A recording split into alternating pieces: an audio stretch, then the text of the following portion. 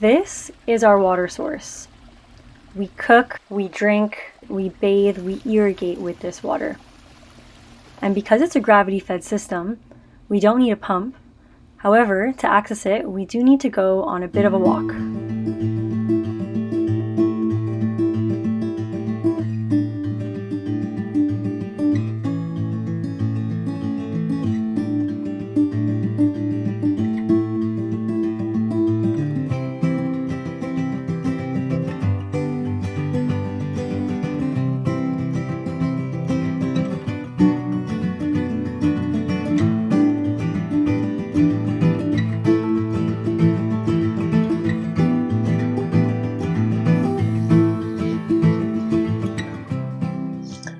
Okay, so this is our source of life on the property.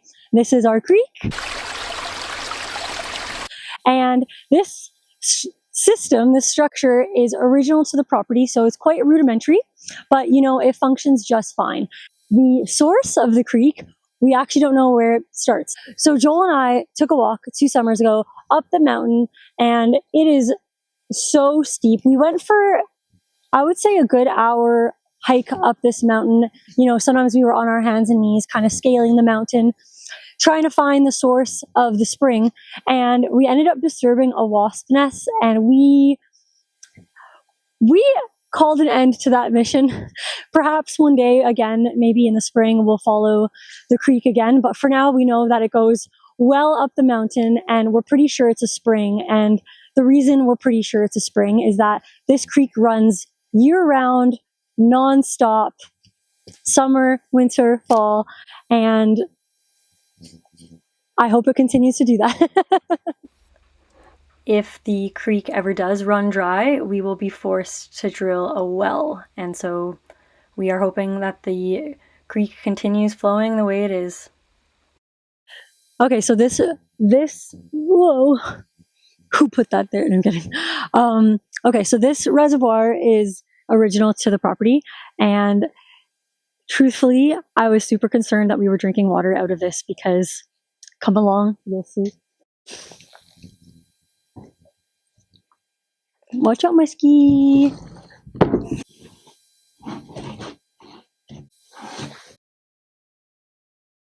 Okay, and this is the old reservoir that the property came with. It's original, and it's totally disgusting. We were definitely not proud to be drinking out of this reservoir. As you can see, it's totally lined with rust barnacles, and you can't see because the reservoir is now drained, but there were so many holes in this reservoir that we basically lost as much water that came in. So it wasn't very functional, particularly in the later summer months. So my girl's moving around here.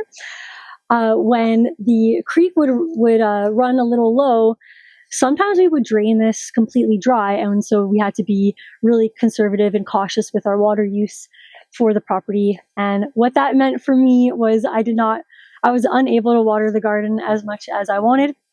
But as you can imagine, we are incredibly thrilled with the new system that Joel had put in. Major upgrade. So this 2-inch polyethylene line used to go to the property. It's now cut off and rerouted to the current system. And this here is the drain. Okay, how are we going to get out of here? Oh my gosh, our hero! Okay. Wow, that was so simple. Thanks, baby.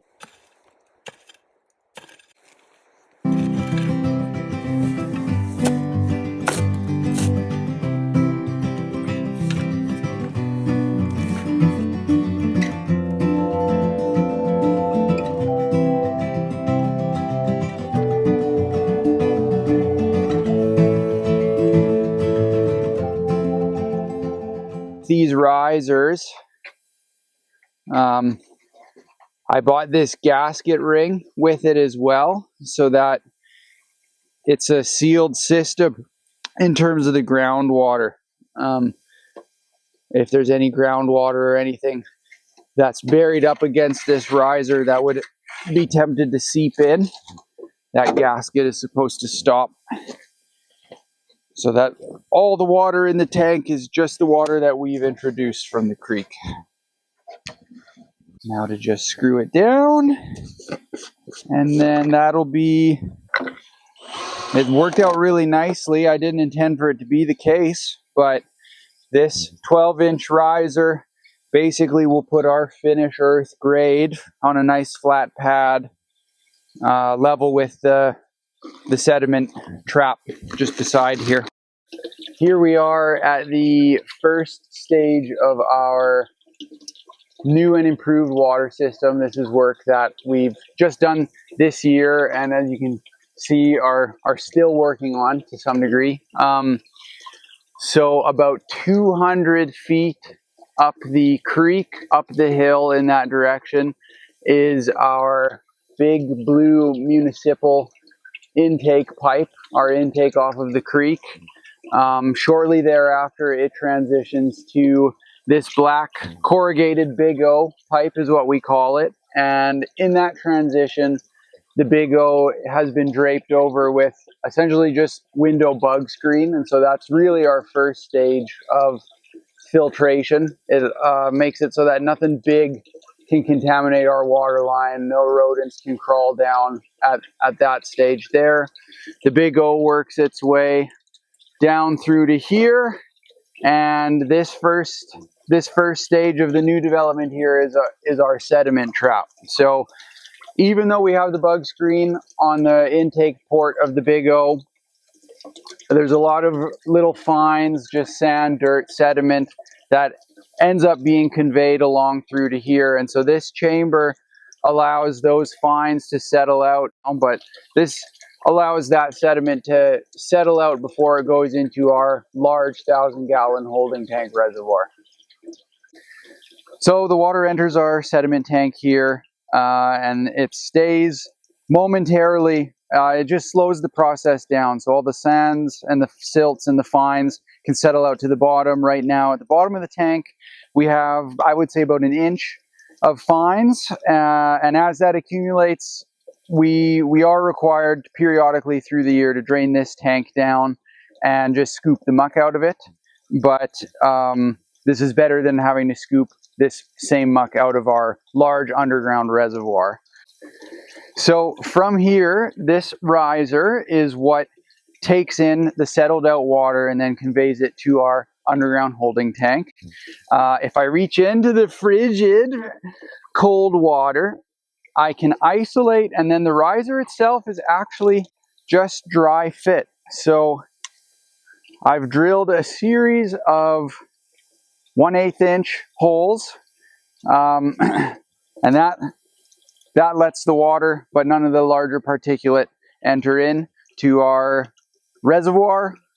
It's not maintenance free. We do have to come take a look at these things. Like I say, every once in a while we will have to drain down and pull sediment out of the bottom of this tank. The other thing is that these holes, they do get a little bit scummed up.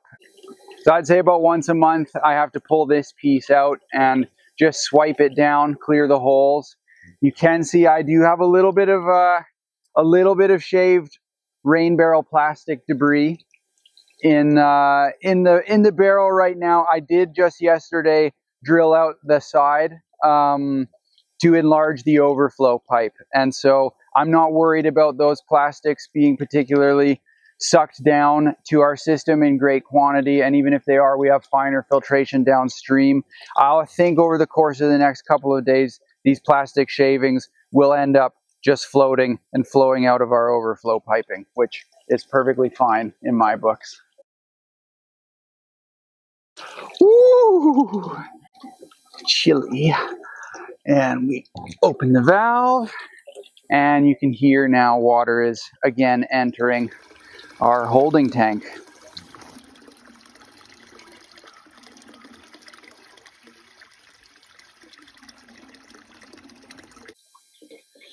So, and then just a little bit about this piping arrangement from the sediment tank. This is now the inlet line to our reservoir. It pipes over and down into the top of the reservoir. And then slightly lower than that, a line of the same size, 1.25 inches, is piped high into the side of the reservoir, and that's our overflow, so that when the reservoir is full, all of the water spills out through this piping here rather than up and over the riser. From there we go up to 2-inch, and we pick up our overflow from the sediment trap as well. They come together into 2-inch PVC pipe, and that pipe is then run back to the creek where we return water to where we got it from.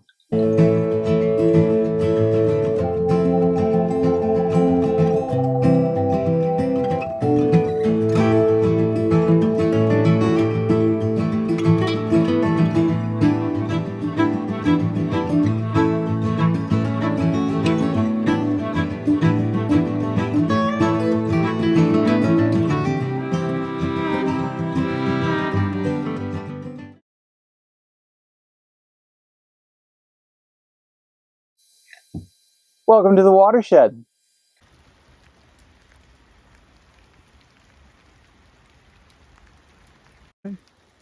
Here we are in the watershed. I'll show you where things begin. So this is the 2-inch water main that comes down from our underground reservoir up top. That first valve isolates the system down here, and then if we carry along to the blue handle valve, that is the new drain for our, if we ever wanted to drain down all 1,000 gallons in the reservoir up top, that's where we would do it from that point there.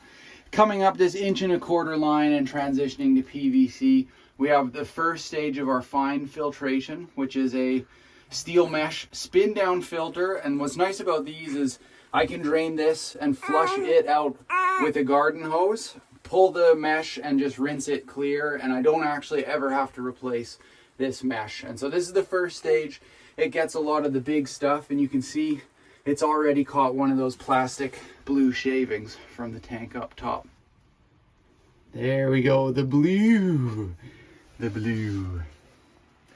After that first stage of filtration, I've branched off for this line, which is all of our irrigation and garden. All I need is the first stage of filtration so that our sprinkler heads don't get clogged up. After that, we continue on to our second stage of filtration. Now these filters, as they clog up, I'll have to change them. I'm hoping for about once every 6 months or so. Then we come along, and up here, we used to have problems in the water main with an airlock, and so I have put an air vent on this high point here so that as air accumulates in the system, it has a place to bleed out and leave.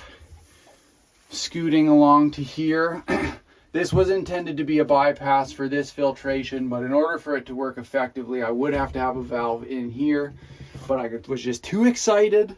And also I was surprised by this offset for this big filter housing, so I'd have to reconfigure a few things if I wanted a true bypass on that filter. Coming around top, we have a line that comes down for the main house water supply and for the fifth wheel water supply. And then finishing in the top right corner, I've left myself a little bit of a stub out for any future water lines that we might decide to put onto the group.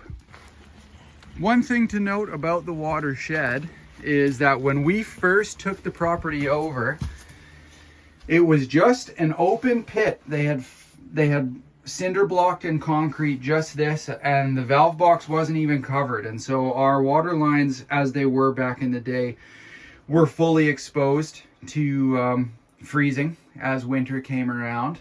And it's just only happened this year that we've built the whole shed around. And so it's a 2x6 wall, fully insulated. And so now we have these walls and this roof, which are fully insulated. And I've also run power into the shed now, so that in our worst of cold snaps, I can throw a little bit of heat into the shed. Keep these things from freezing up and bursting. That's more or less the rundown of our water system.